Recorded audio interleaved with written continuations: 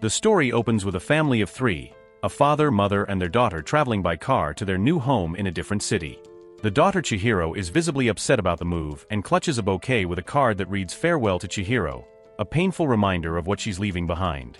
During the drive, Chihiro's father notices a narrow off-road path and decides to explore it, confident in his car's four-wheel drive. The path leads them to a mysterious tunnel where Chihiro immediately feels uneasy and urges her parents to turn back, but they insist on checking it out. Reluctantly, she follows them and tightly holds on to her mother's hand. At the end of the tunnel, they find what appears to be an abandoned amusement park. As they explore, a delicious smell leads them to a food stall filled with freshly prepared dishes. Although no one is around, her parents begin eating, insisting they'll pay once the owner shows up. They invite Chihiro to join them, but she refuses, still unnerved by the strange place. Wandering off alone, Chihiro comes across a large bathhouse with dark smoke rising from its chimney. As she leans on a bridge and watches a train pass, a mysterious boy appears and urgently tells her to leave before night falls, as it becomes dangerous after dark.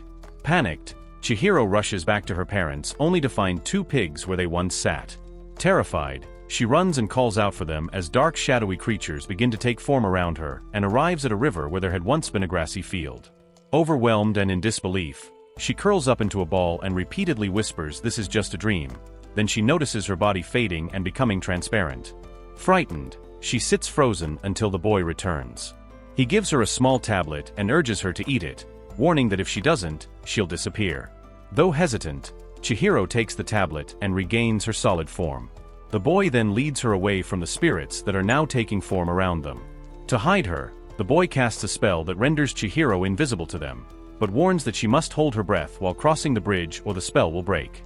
Just then, a frog jumps up and addresses the boy as Master Haku, startling Chihiro into exhaling. The spirits immediately sense her presence, and before they can react, Haku casts a spell on the frog and they flee once more.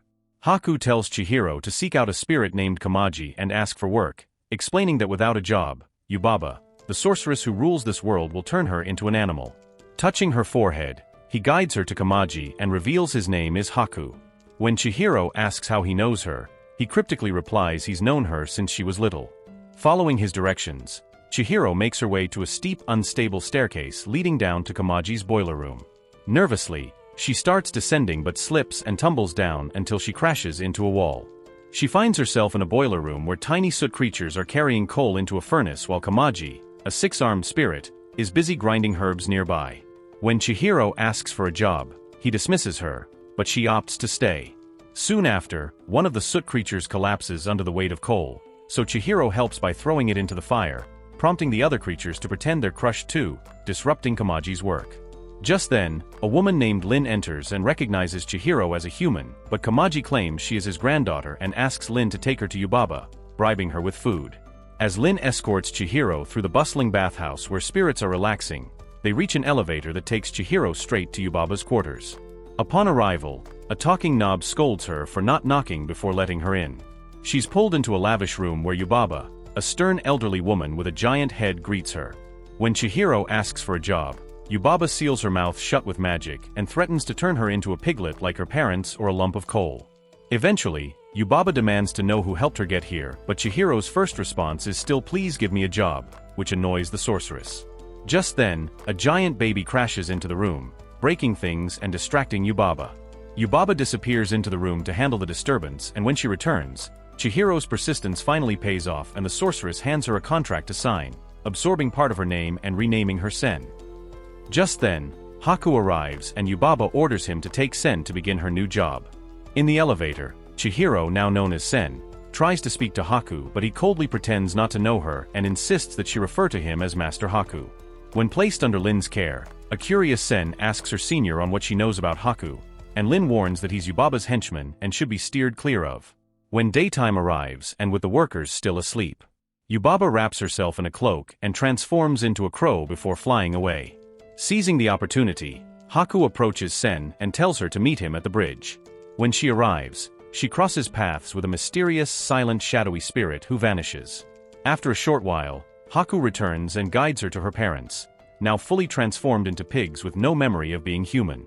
The boy then reminds Sen that her real name is Chihiro and explains that Yubaba steals people's names in order to control them, just as she once did to him.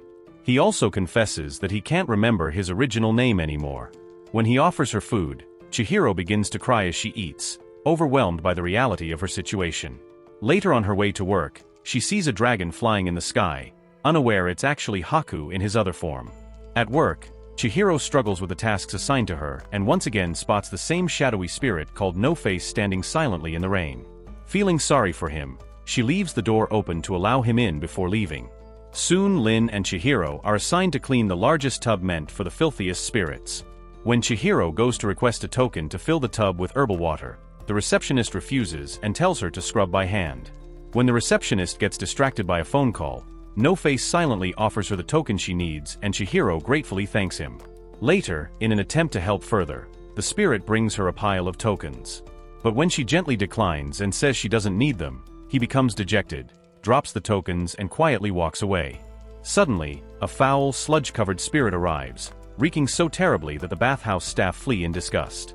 Chihiro is tasked with assisting him and she leads the spirit to the large tub, but his filth contaminates the water instantly.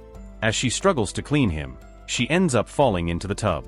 While being lifted out by the spirit, she discovers something lodged inside his body and notifies the others. Yubaba appears just in time, and with help from her staff, they tie the object with a rope and yank it out, releasing an enormous heap of garbage. Here it is revealed that the sludge spirit is actually a powerful river spirit, and he gratefully rewards Chihiro with a green herbal ball before taking his leave. The bathhouse celebrates the success, and even Yubaba praises her for a job well done. Later we see No-Face sitting in a tub and the frog worker from earlier arrives to tell him the bathhouse is closed, so in response, the spirit reveals gold in his hand. Greedy, the frog lunges for it, only to be swallowed whole. Now able to speak with the frog's voice, the shadow spirit tosses more gold to another employee, instructing him to wake everyone. The next morning, Chihiro wakes up to find herself alone. Lin arrives and tells her that a spirit is giving out gold, urging her to come join the others, but she declines. As she steps onto the balcony, she sees the dragon again being attacked mid-air by a flock of enchanted paper birds and rescues him as he crashes into the balcony, recognizing Haku in his dragon form. Haku is badly injured but flies off towards Yubaba's quarters. One of the paper birds clings to Chihiro as she rushes to find Haku, but her path is blocked. No-Face is now inside, being pampered and fed. He offers her some gold, but she declines and continues on her way. Angered by her rejection, he devours two workers in a rage. Chihiro arrives at Yubaba's chambers just as the workers prepare to dispose of Haku. Suddenly, the enchanted paper bird transforms into Yubaba's twin sister, Zeniba, and with a flick of magic, she turns Yubaba's enormous baby into a tiny mouse, morphs another creature into a bird that's the size of a fly, and transforms the three bouncing heads into the baby's likeness to fool Yubaba. Zeniba accuses Haku of stealing her magical seal and declares that he must be punished. Chihiro defends him, insisting that it wasn't his fault. At that moment, Haku musters enough strength to strike the paper bird, dispelling Zeniba's image and breaking her magic.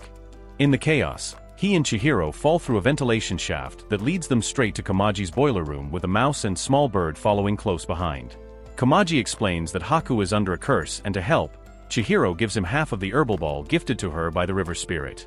Haku vomits up the stolen seal along with a squirming worm-like creature, the source of the curse, which Chihiro quickly crushes under her foot.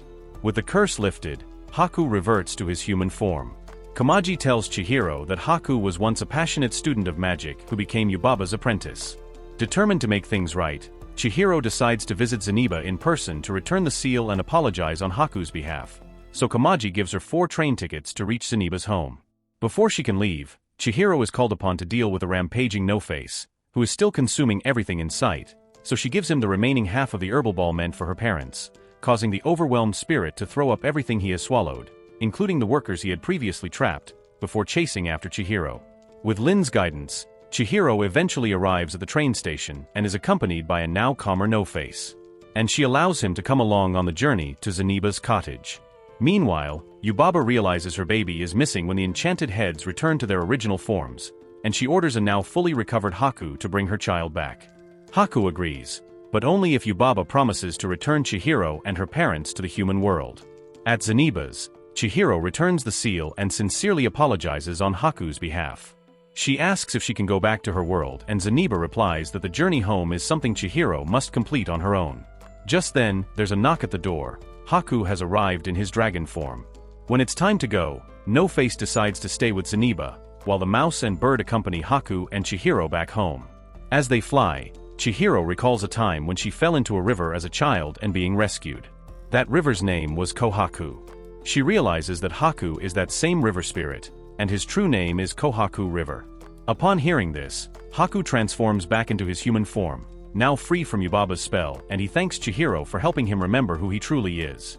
When they arrive at the bathhouse, Haku returns the baby, who transforms from a mouse back into his true form. He demands that Yubaba fulfill her promise and release Chihiro and her parents, and the child backs him up. Yubaba agrees, but only if Chihiro can pass one final test. She presents a group of pigs and tells her to identify which two are her parents. Chihiro studies them carefully, then answers with confidence, "None of them are my parents." Her answer is correct. The pigs revert into ordinary workers, and the contract is destroyed. Haku leads Chihiro to the exit and tells her that her parents are waiting just beyond, but warns her not to look back once she starts walking. Chihiro asks if they'll meet again, and Haku says he's going to end his apprenticeship under Yubaba and return to the real world, promising that they will meet again. Chihiro crosses the now dry riverbed and finds her parents who have no memory of what happened, and together, they walk back towards their car and resume their journey to their new city as the story ends. Thanks for watching, and don't forget to like and subscribe for more videos like this.